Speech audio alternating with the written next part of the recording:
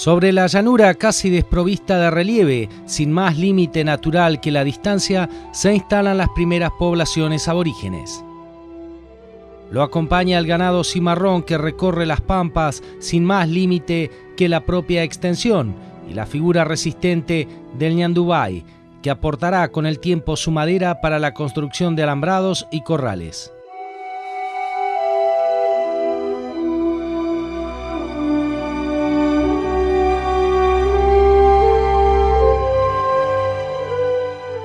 Con la conquista del desierto llegan nuevos pobladores y con ellos un cambio importante en el uso de la tierra. Los animales, traídos de Europa, se extienden por todo el territorio y sin control alguno se reproducen en manadas inmensas de vacunos y de caballos. Para frenar este desplazamiento sin límites se produce la ocupación y el parcelamiento del terreno. Primero a través de fosas, luego con cercos de diferentes especies vegetales y finalmente, en la segunda mitad del siglo XIX, con el alambrado. Junto con el molino y el monte, que acompaña la casa principal, cambiarán definitivamente el paisaje pampeano.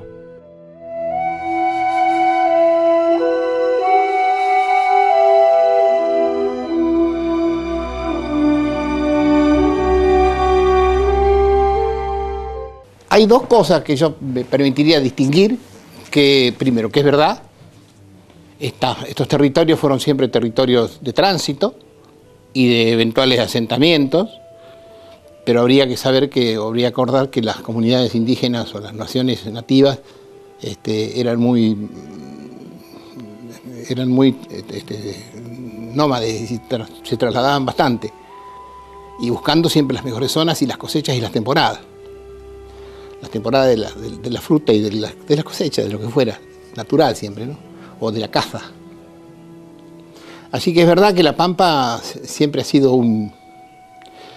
Yo acompañé mucho a Carlos Gradín, que lo traje en el año 73 para hacer investigaciones arqueológicas a la provincia, que de ahí salió un libro y de ahí salieron sus estudios, muchos. Y estábamos haciendo un trabajo, yo le hacía de chofer con tal de aprender y de estar a su lado.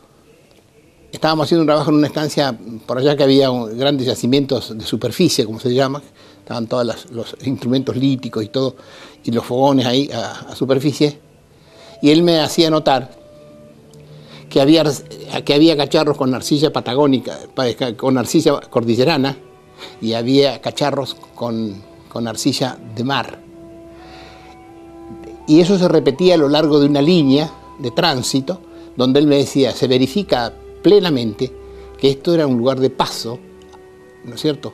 Posada y paso, posta y paso a la vez, ¿no? Porque van de la cordillera a los Andes. Así que esta Pampa ha sido siempre poblada de esa manera, con algunos asentamientos más o menos firmes, pero lo que pasa es que la concepción del desierto, me parece a mí también, eso es lo que quería señalar, era que está dada desde el punto de vista del progreso europeo que traen los inmigrantes, es decir, de la imposibilidad o de la dureza y no facilidad de poner en valor tierras que no tienen una isoyeta, que no tienen un buen régimen de lluvia, que tienen un clima áspero, duro. De hecho, estamos en la zona árida y semiárida, de manera que por eso es la concepción del desierto. Pero creo que ambas etapas, la anterior y esta, están incorporadas y deben ser incorporadas en un sincretismo histórico, desde el punto de vista cultural, en la memoria del pueblo. Eso es lo que pienso.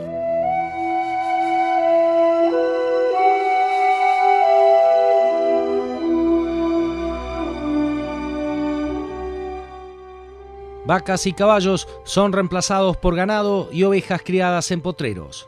Se introduce la tecnificación del campo, aparecen tambos y galpones de esquila y el cultivo del trigo hasta alcanzar niveles que por muchos años mantuvieron vigente la leyenda de que la Argentina era el granero del mundo. En 1882, José Hernández afirmaba con convicción: la modificación de mayor consecuencia introducida en la industria rural ha sido la de los alambrados. A lo que Domingo Faustino Sarmiento agregaba: antes del alambrado podía decirse, todo el país es camino. Lo que les propongo viene del sentido común de los agricultores del mundo. Cerquen, no sean bárbaros. Cercar, alambrar, es ser civilizado.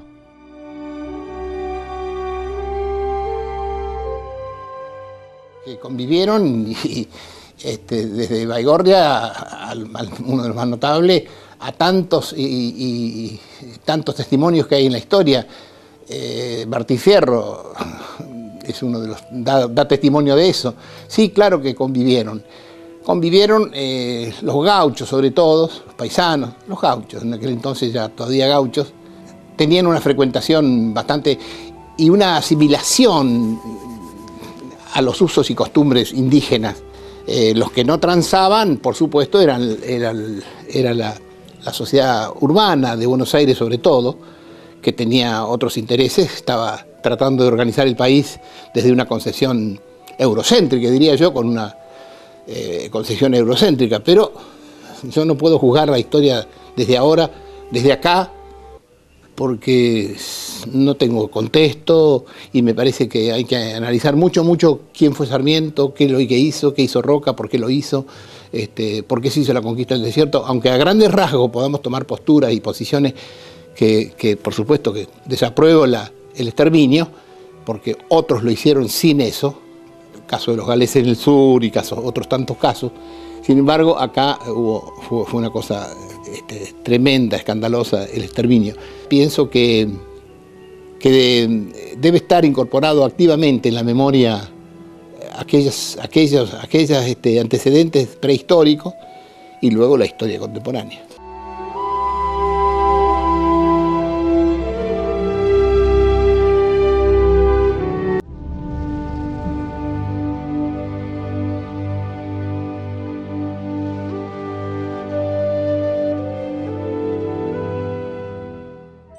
Más allá de las barreras naturales que formaban montes, ríos y arroyos, el modo más primitivo de crear artificialmente un límite fue construyendo zanjas, y el de zanjeador fue un oficio rural, como sería más tarde el del alambrador.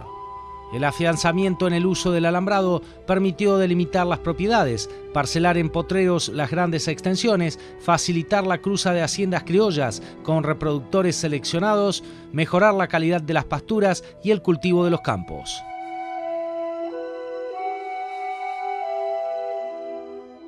La geografía moldea la cultura, y la cultura moldea, de alguna manera modifica también la geografía, pero la geografía moldea los usos y costumbres, los modos de producir, los recursos naturales que le ofrece, o los servicios que ofrece la naturaleza, como dice un científico nuestro de aquí, muy querido, los servicios que ofrece la naturaleza. Y los servicios que ofrece la naturaleza de la pampa húmeda y del este de la provincia de La Pampa, donde la isoyeta es de 1.200 milímetros, donde la unidad económica es de 200 hectáreas, es muy diferente de la zona del oeste y mucho más del extremo oeste, donde la isoyeta son 150 milímetros, la unidad económica son 5.000 hectáreas y no alcanzan a mantener esas 5.000 a 100 vacas. Acá 100 vacas se mantienen en 80 hectáreas y allá se necesitan 5.000.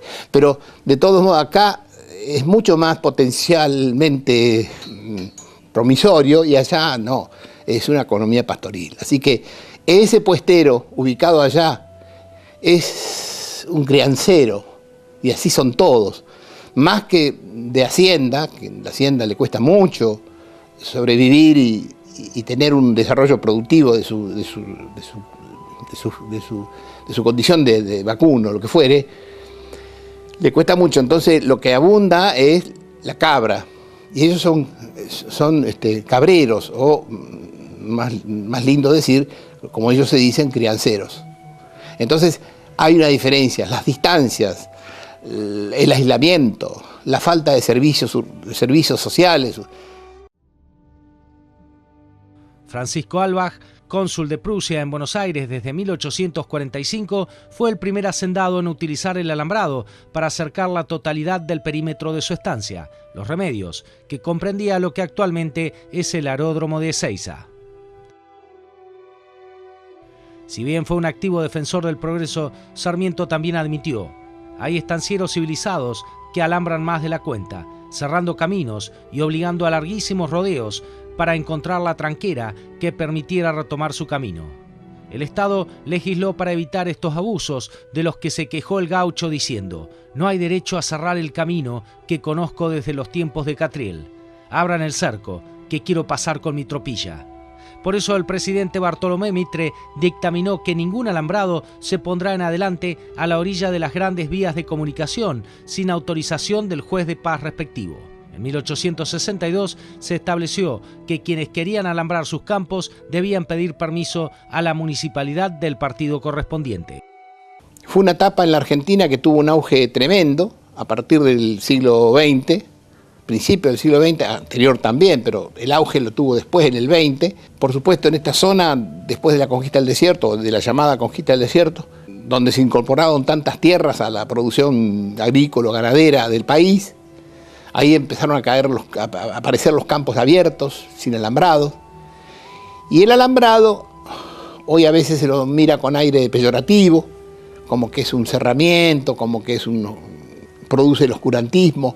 Eso ideológicamente se puede explicar desde lo ideológico, vinculado sí, justamente a lo mejor al oscurantismo político, pero el alambrado es un instrumento que sirvió para demarcar y establecer, darle a cada uno el dominio, la propiedad del dominio, las propiedades, el ser dueño de las cosas que era dueño, y dónde estaban los límites. Mientras no apareció el alambrado, los conflictos que hubo en la historia fueron tremendamente graves, numerosos, y algunos de consecuencias fatales, porque no había cómo.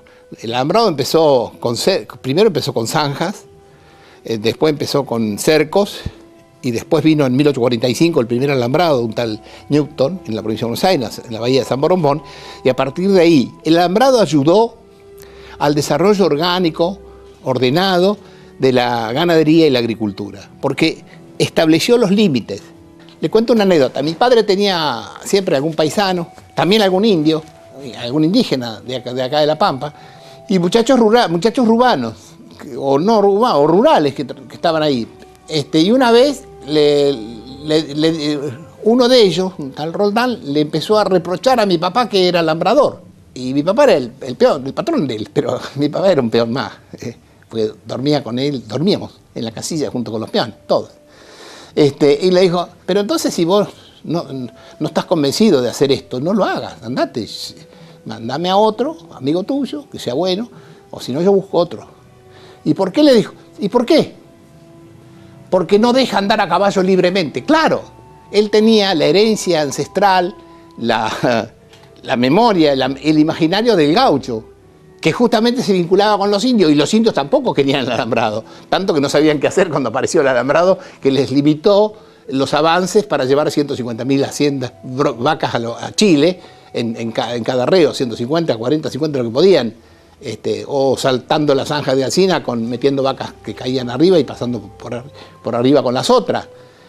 Y cuando apareció el alambrado, limitó todo eso. Por supuesto que el alambrado es limitante, pero así como es limitante, también encierra el espacio de libertad para el ejercicio de la propiedad. Y no con esto estoy haciendo una propaganda de la propiedad, pero el sistema que tenemos es un sistema de propiedad privada. Que respetamos la propiedad privada, lo dice la Constitución, estamos de este lado del tema, ¿no? Así que el alambrado fue un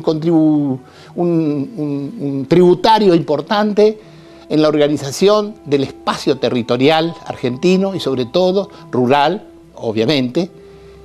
Y hay que decir que donde usted vaya, a La Rioja, al cerro más alto, a los faldeos más altos de la cordillera, pasa un alambrado. Es decir, ha sido una obra universal, silenciosa, de manos anónimas, de gente que ha construido el país.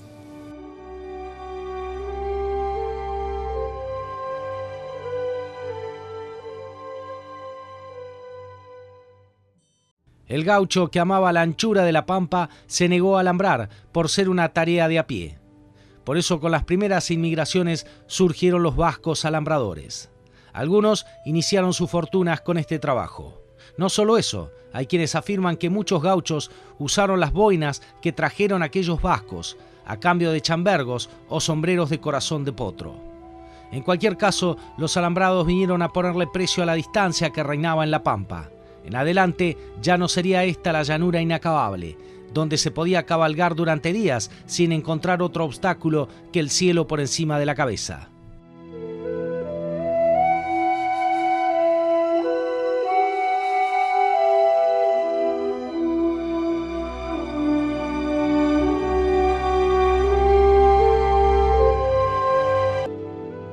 No existe un registro fidedigno de cuáles fueron los primeros predios alambrados en la provincia de La Pampa.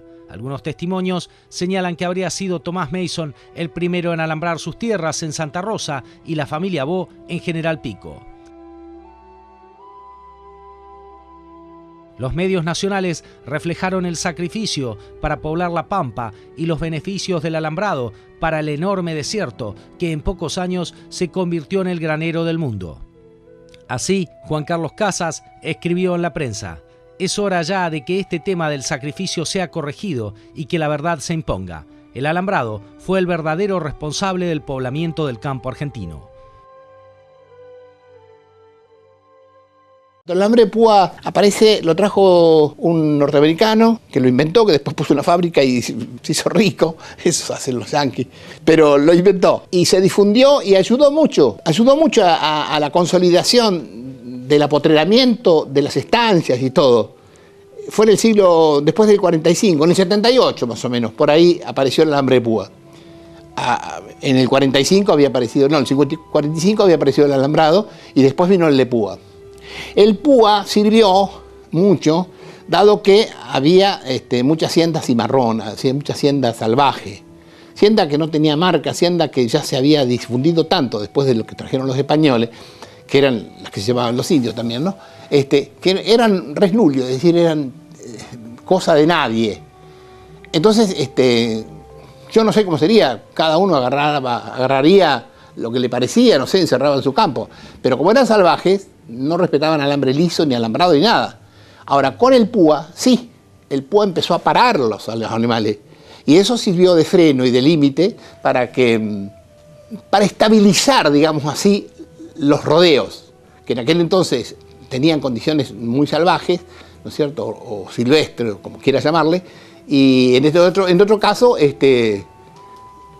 pero después, con el tiempo, la evolución, yo estoy hablando de un campo prehistórico, ¿no?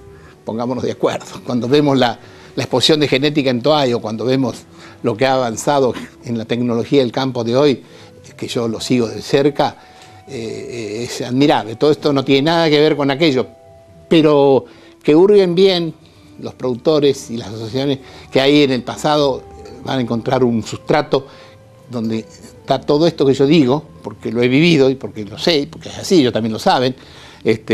Acá hay un productor agropecuario, los productores agropecuarios de la Argentina y sobre todo de La Pampa, tienen mucho know-how, es decir, saber hacer en materia de explotación rural.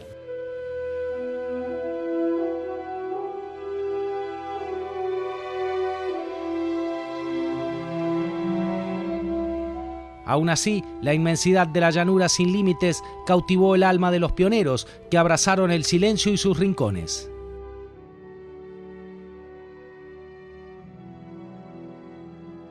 ¿Qué es La Pampa?, se pregunta en 1882 José Pedro Luro, uno de los más activos impulsores de la ocupación del territorio pampeano.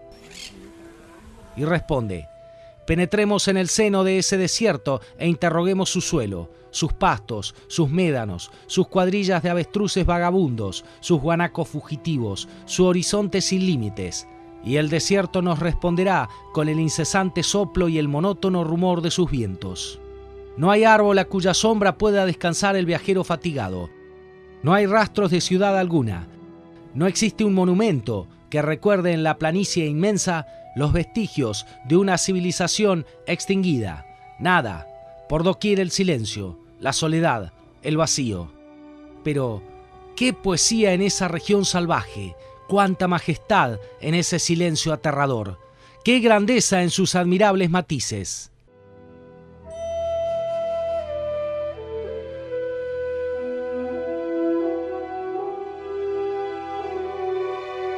El cuadro de La Pampa es único en su género. El hombre que la habita está obligado a experimentar las modificaciones que ésta le impone. Desde su nacimiento, el gaucho no tiene ante sus ojos otro paisaje que la llanura sin fin, tapizada por una infinita variedad de plantas. La violencia de los vientos, que ningún obstáculo detiene, curte su piel bronceada por el sol. Es que posando el pie en la pampa, se siente uno sumergido en plena potencia de la naturaleza. El hombre trata de ponerse a nivel de cuanto lo rodea, aspiración innata del alma que tiende siempre a esa unión sublime que es la eterna armonía de la creación.